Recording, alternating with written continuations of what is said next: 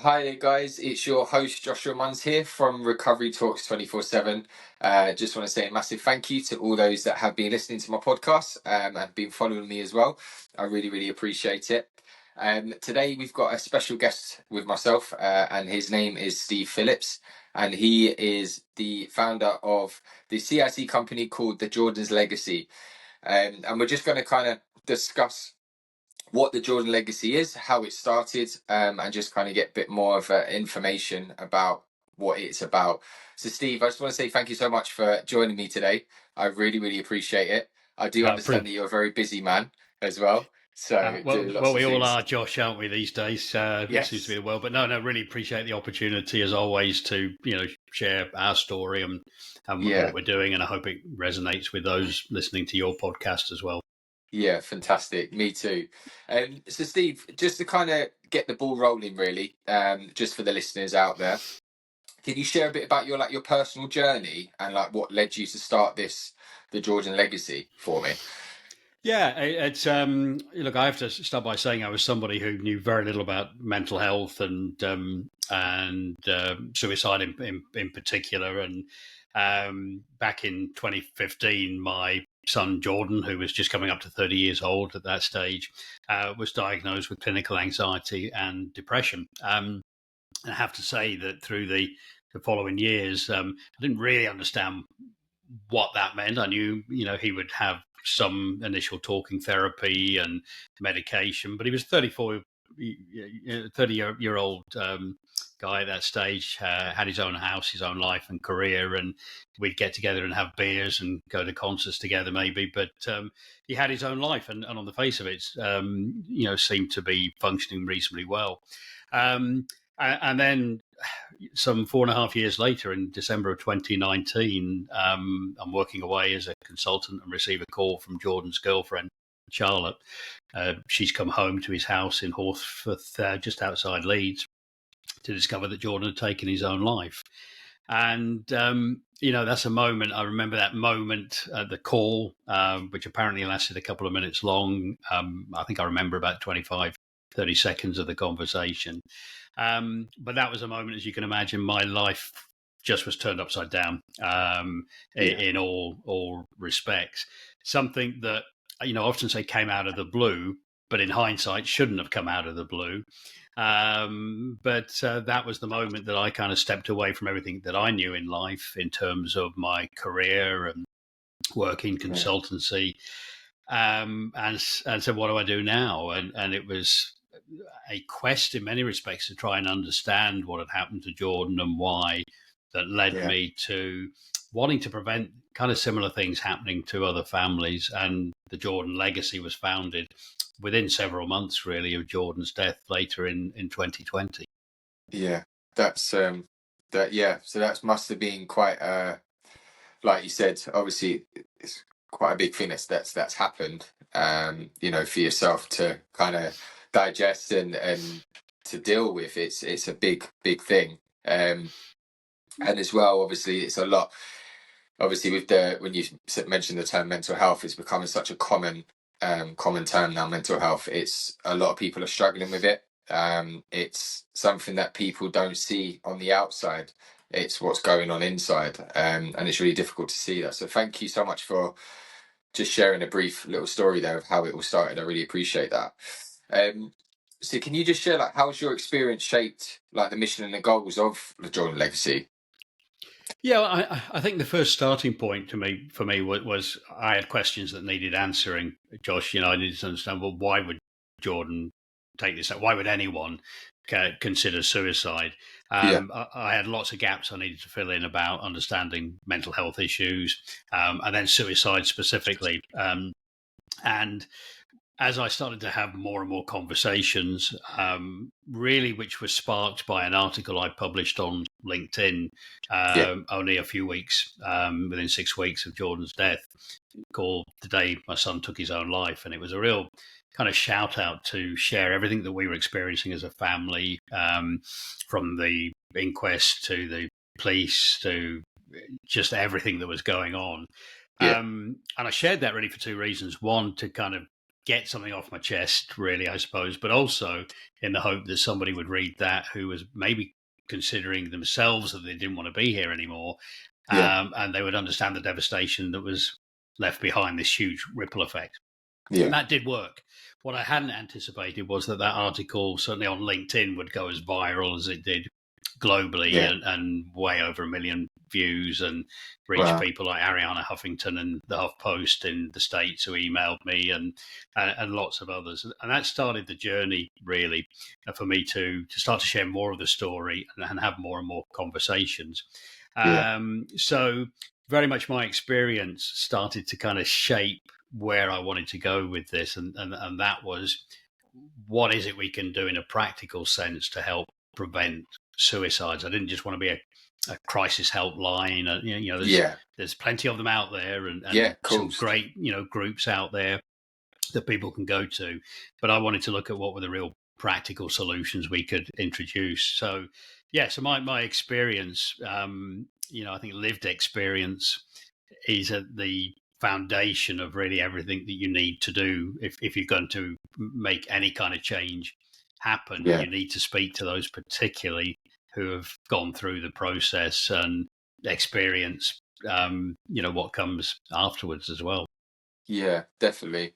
And I think as well, Steve, it's such a hard subject to speak on as well. Especially with yourself, I'm gathering, when this happened to yourself, to be able to do what you're doing now and to be able to talk about it openly. It must be difficult sometimes for yourself though as well, because it must bring back memories. And I would call it like it's like a trauma that's happened to yourself personally. Yeah, it is, and I think it's easy for me sometimes just to forget what those early weeks and months were like. I it was some time before I went for any personal counselling or therapy, and even then, I only stayed for 1.5 sessions because Yeah. people kept telling me that I was coping remarkably well. But I Okay. remember that trauma was absolutely what I experienced, and this Yeah. is a self-diagnosis now, but I think it's pretty clear I had symptoms of PTSD that in the Yeah. weeks and months following would manifest itself in violent head twitches, which under Yeah. stress still Yeah. come back occasionally, but these were really violent. I could just be watching TV and my head would suddenly just flick, Yeah. to one side, 45 degrees, or the other. Yeah. Times where I'd be standing in the kitchen, and it was like someone had punched me in the stomach, and I'd be physically knocked back, and that could happen Wow. anytime. The panic attacks where my wife was literally kind of holding me down on the bed as I was Yeah. kind of Yeah. shaking from head to foot, and kind of 4 years on now plus. It's hard to think that was me, and that what I was Yeah. going through there. Yeah. But as I go forward now and do what I'm doing today and sharing the story, and Yeah. I've delivered hundreds of talks to organisations around the UK and overseas, there will always be a moment. There is always a moment where I can Yeah. feel that wobble, that tremble, because you're revisiting, that traumatic experience and the loss that's associated with that. And I've Yeah. often said, Josh, if I get to a point where I'm delivering a talk or doing an interview where I don't feel that anymore, then maybe that's the time to step back from what I'm doing. Yeah. No, that's really it's given us a better understanding as well, because there's probably a lot of people out there that are going through similar things, or may have had that sort of experience as well. So it's great how you're able to share how you've coped with things and what you're doing as well. Um, So what kind of support does the Jordan Legacy then provide to people that are affected by suicide loss, or may have gone through a process? They may have gone to that point, but they haven't gone that far. Yes, it's really important to understand that our role is, say, not as a helpline or a crisis team or a centre that people come to for support. It's much more strategic. We tend to partner and we'll meet with government, to Yeah. organisations, schools, communities, and others working in suicide prevention to really look at how we kind of join up the dots and bring everyone together. And get the numbers of suicides down. So in that respect, we're a very proactive, small but very proactive Yeah. Yeah. organisation. But to answer your question specifically, what happened pretty well from the moment I first published that article back in early 2020 was that I started to receive messages, calls, huge numbers Yeah. from people that had either lost loved ones, were struggling themselves, Yeah. and had maybe seen me as somebody that could answer some of their questions Yeah. for them. I mean, it was overwhelming in the first Mm. couple of years because I wanted to answer all their questions. I wanted to jump on every call, and my wife would look at me and go, 10 o'clock at night, what are you doing? And Yeah. Yeah. I just show her a message and go, well, how can I not answer that? And I was learning all the time. Of course, I was learning more and more about this subject. Very quickly, I had to kind of put some kind of barriers and safety nets in place for me. And one of the ways we did that was that we started to add to our website, thejordanlegacy.com, our Yeah. help and resources section. So every time I came across an organization, whether it's about suicide bereavement, suicide loss, or preventing suicide, or maybe gambling addiction, or any of Yeah. the things that could lead financial stress to people considering suicide, I wanted to add these to the website as long as I felt they were right and Yeah. appropriate, and we'd kind of vetted them to some degree. So one Yeah. of the things we do is we have the fairly extensive list of different resources under menus are now on the website, Yeah. which I tend to signpost people to when they get in touch. Yeah. And I explain two things really, and I think it's really important for anyone who's in a similar position to recognise how important these barriers are. Yeah. Barriers sounds a bit harsh, doesn't it? But I'm trying to think of a better term. But just safeguarding yourself, really. So I say two things. Look, firstly, I'm not a mental health professional. That's really Yeah. important to understand. Yeah. I've got a mental health first aid certificate. That's the extent of my ologies in this Right. world. Yeah. And the other thing that I'm still a grieving father, and for my own well-being, I just have to be really careful. So I can't jump on every call or respond to Yeah. every message and cry for help, as much as I still do a lot of that. Yeah. But I do say, look, here's what we do have, and I hope these are useful. And once people recognise that you need to look after yourself, Yeah. um, but you've got something that invariably has helped people as well, then people are really okay with that. They get it. Yeah. But I think when you are very vocal, as I am, people probably think you're okay, absolutely 100% okay, and you're the Yeah. authority. And yet, I still have my, off days and Yeah. Of not so good course. times like anyone else who's gone through what we've gone through as a family. Yeah. Definitely.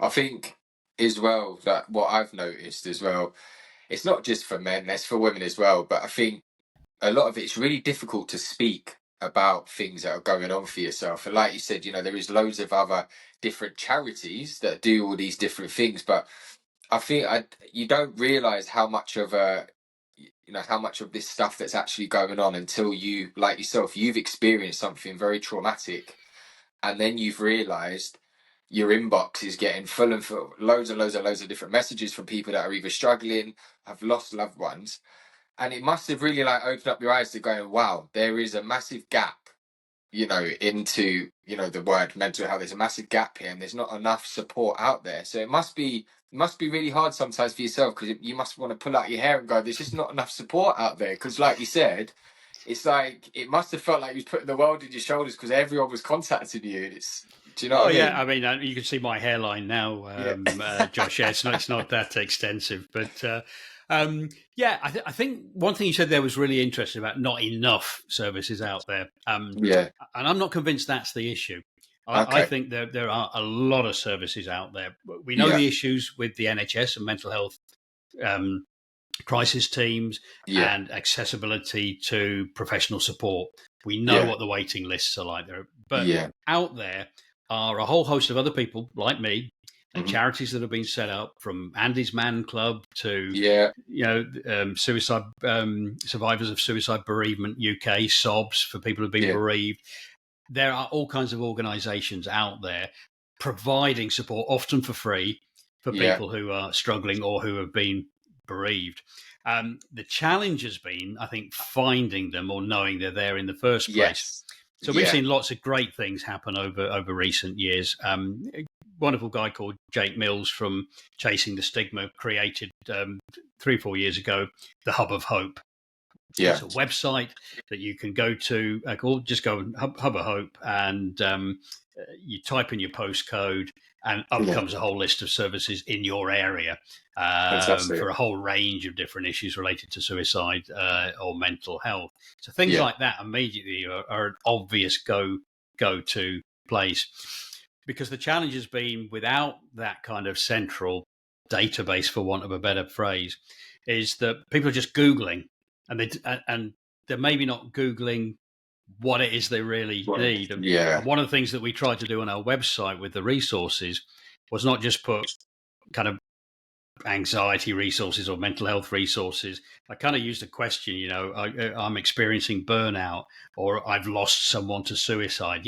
These are the Yeah. menu options, because people could kind of relate to those menu headings and go, Yeah. yeah, that's me. I need to go in there, and there'll Yeah. be some stuff that's useful. So I think we've got to do a better job at centralizing services within areas and regions, so that people know what's out there. And yeah, I mean, we need to do a better job of educating people what is available. Definitely.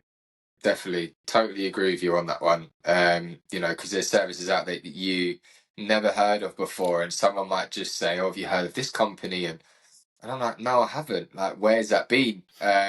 It's like even with the Jordan's Legacy, chatting to a charity that called the Falcon Support Services, and they support people in lots of different ways, homelessness, drugs, and obviously mental health. And I spoke to the manager there. I was like, I'm so excited. I've got a gentleman who's coming on, and he's got a CIC company called the Jordan's Legacy. She's like, I never heard of that before. And then gave her the details, and she went on, and she's like, that's amazing. She's like, and then she even agreed, it's so frustrating that these things aren't, like you said, centralized, that they're just there, they're easy to Mm, get to. Like you said, it's I even get frustrated sometimes trying to go on Google and just explain how I'm feeling, and it's like it's taking me to loads of different places, but it's just not just simple. Do you know what I mean? So I yeah, totally agree with yeah. you on that one. Totally. Um, so can you tell me about some of like the most impactful moments that you've had, or any sort of success stories that you've experienced through the John's Legacy? Yeah, I think, gosh, I There mean, must there's be been loads. so many, really. There has. I mean, we are a small organisation. There are literally three of us that have been working on this. But from the conference that we first ran in 2021, called the Hope for Life Conference, where we've had some amazing inspirational speakers, from Johnny Benjamin, MBE, to adventurers from James Ketchell, who circumnavigated the globe in a gyrocopter to raise awareness for young people's mental health and other issues, to people like Richard McCann, very well-known individual in the media, whose mother was the first of Peter Sutcliffe's victims, otherwise Yeah, known as the Yorkshire Ripper, of course, a term yeah, that Richard yeah, doesn't like. And Richard's faced his own suicide attempt and lost his sister Sonia to suicide. So, you know, being able to put it on conferences and events like that have been really inspiring, because they're all around hope. That's why we called it the Hope for Life yeah, conference. To the radio show that we've had, where we've had some hugely impactful lived experience stories shared, to the fact that we published a report following several months' research that we did in 2023 with dozens of people around the country who've been impacted professionally or personally by suicide. yeah, We published that report in July of 2023, called Moving Towards a Zero Suicide Society. yeah, Several suicide prevention leads called it a groundbreaking report. And what it does, and it's available on our website, is that it maps out all the pieces of the puzzle that need to happen if we're to get the suicide numbers down, and all yeah, the practical actions to help us get there. Because that was the question we asked. We didn't say, tell us the stats, what's happening. And we said, yeah, in your view, as someone in this space, what do we need to do practically to get the numbers down? And we yeah, spoke to people, heads of charities, from Papyrus and Samaritans to Andy, Mike, and Tim, the three dads walking, yeah, to people on the frontline mental health crisis teams and suicide prevention teams, to consultants, campaigners, and yeah, particularly those with lived experience. So for me, that's been one of the most impactful things that we've done. And then it can be, just as I mentioned a short while ago, just those very private, personal messages and conversations that I have with people, where they where it's helped them, and they've been able to let me Yeah. know how it's helped them. In many ways, that's kind of more important than some of the big stuff that I'm Yeah. doing, because it's this very one-to-one personal communication with somebody where you feel like you've made a difference as well. Definitely, and I really like how you've said that as well, because it's either just them personal one-to-one conversations that you know that you've just dropped something in for them, and had a massive impact on their life, which I think is you can cherish that for the rest of your life. You know, knowing that that's you've done something, and there's always that term. You know, if you have this, like the Jordan's legacy, I'm sure you get a satisfaction, even if it just helps that one person that knows that you're doing something right, Steve. Yeah, 100%.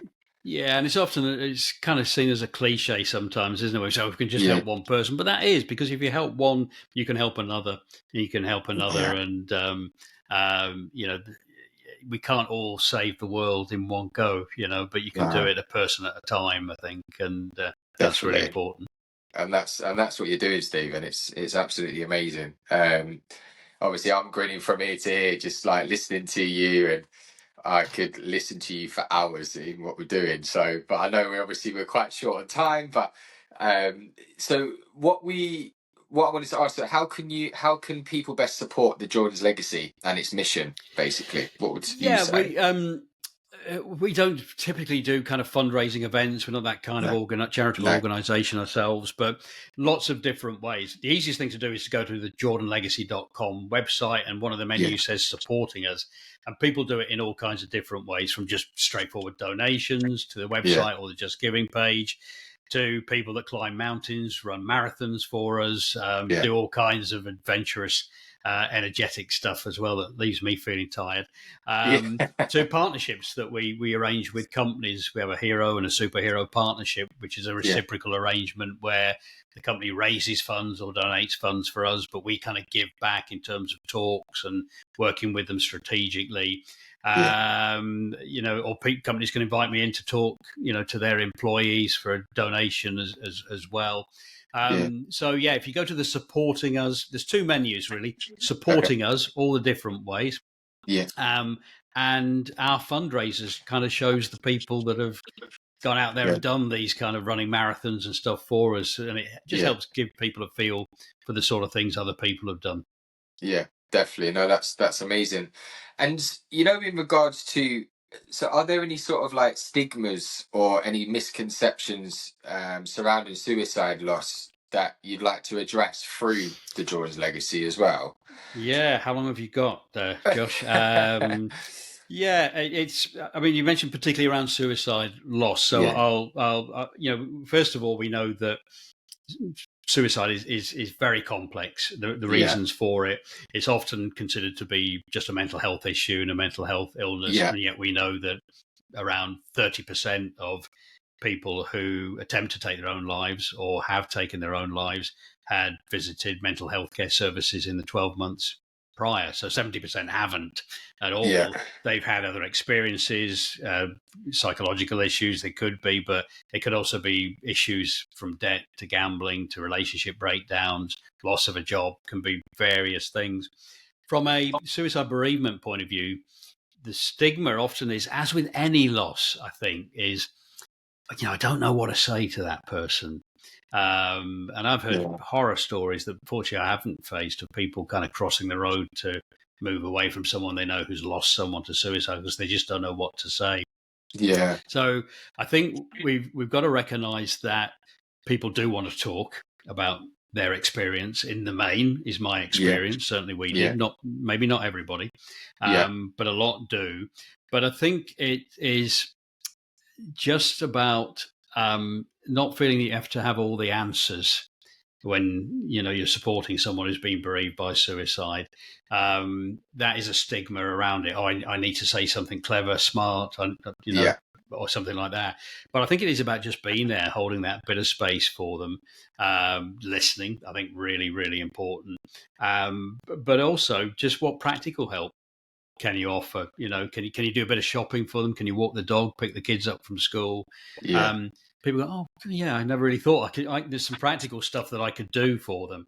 And once you yeah, understand that, it kind of breaks down that stigma that there is about trying to face somebody who's been bereaved by suicide. So yeah, certainly some practical kind of tips from my experience there.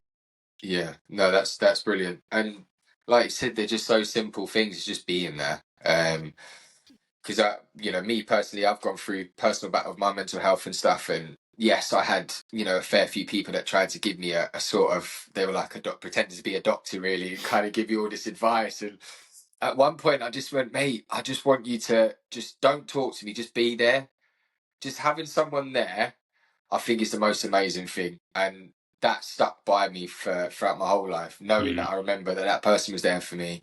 And all they said is that I'm sorry, and that was it. They didn't speak; they just said I'm sorry, and that was it. And I was okay with that. I didn't need to get them sitting there telling me a whole essay of how things could be better, because, like you said, it's really difficult. You don't know what to say, so you've really put it really, really beautifully for people that I'm going through that sort of situation and they don't know how to come across. It's so simple, but sometimes we I have to think have it's it a put to great us example. simple. I mean, just very briefly, we had two situations that stand out for us in our kitchen here at home after we lost Jordan. One was a Mm, good friend of my wife's, an ex senior police officer who came into the kitchen, stood there, and after initially saying how sorry he was, just went on to tell about all his experiences of suicide and mental health yeah, issues in his career.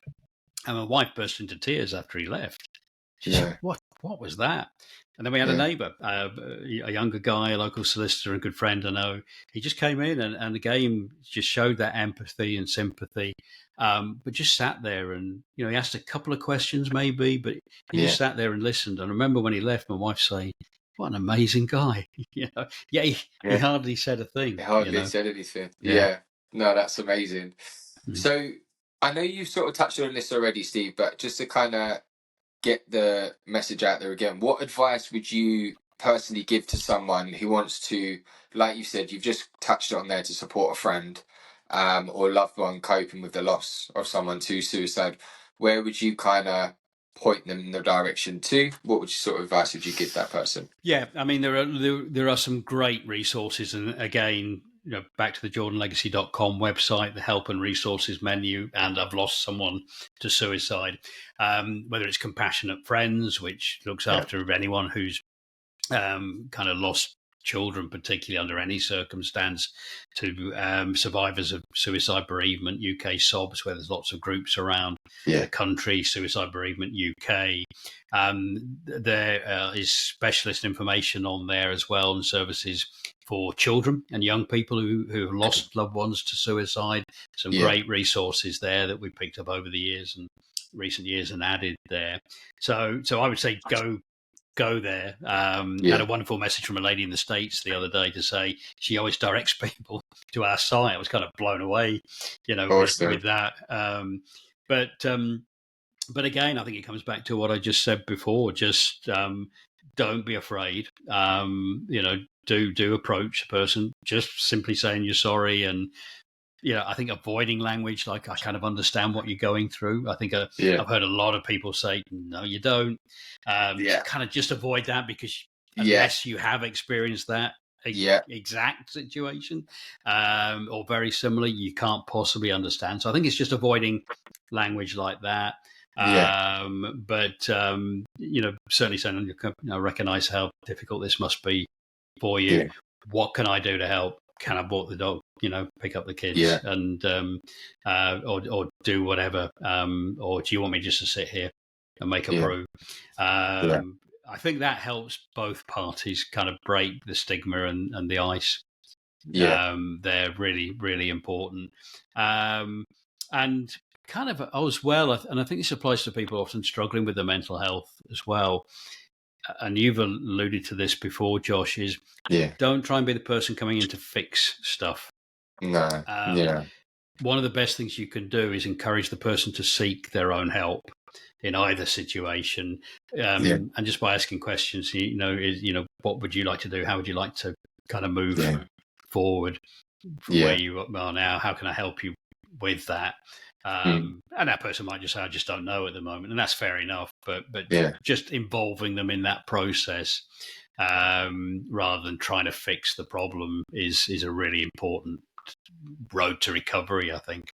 definitely. And I totally agree with you on that one, because like even just hearing how you're explaining things, I'm learning so much already from yourself that I may be able to support someone in the best way I can by just being there.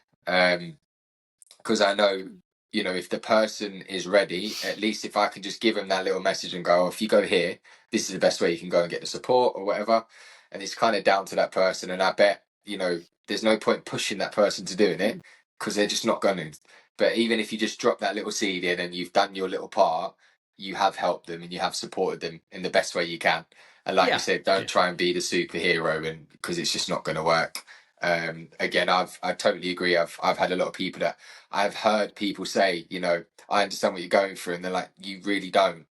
And I've learned from them their mistakes. I'm like, I'm not going to say that, you know. So totally get that. That's amazing.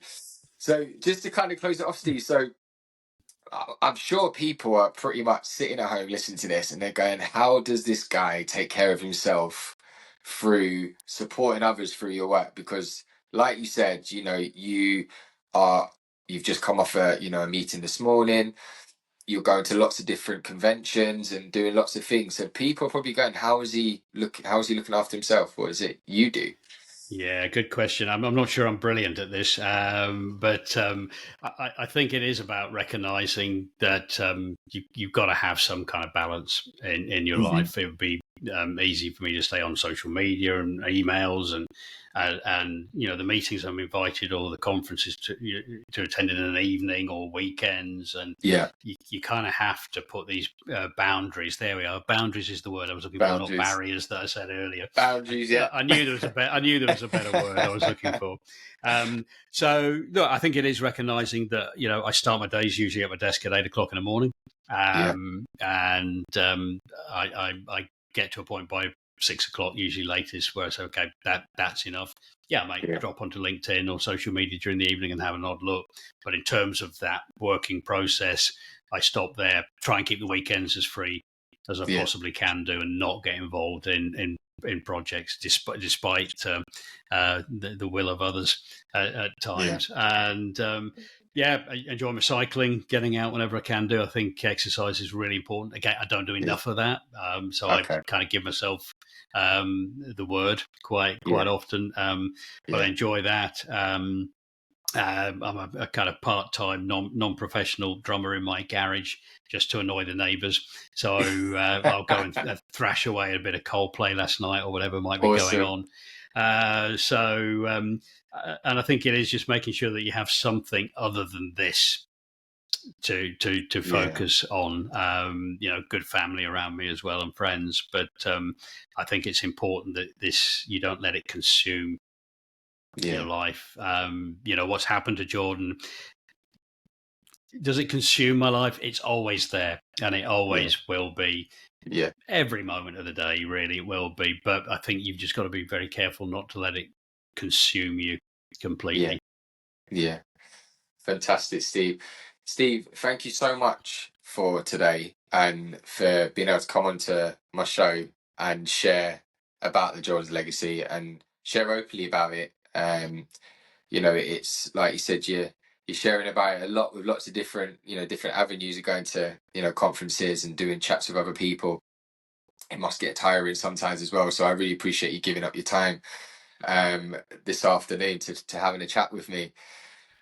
So yeah, we'll leave it there today, Steve. But guys, I just want to thank you as well for listening today. And if any one of you guys have resonated with Steve's story or would like to find out some more information, then as Steve has shared today on the show, is that you can go over to thejourneyslegacy.com, and there is some information on there that you are able to relate to, or you'll get pointed in the right direction.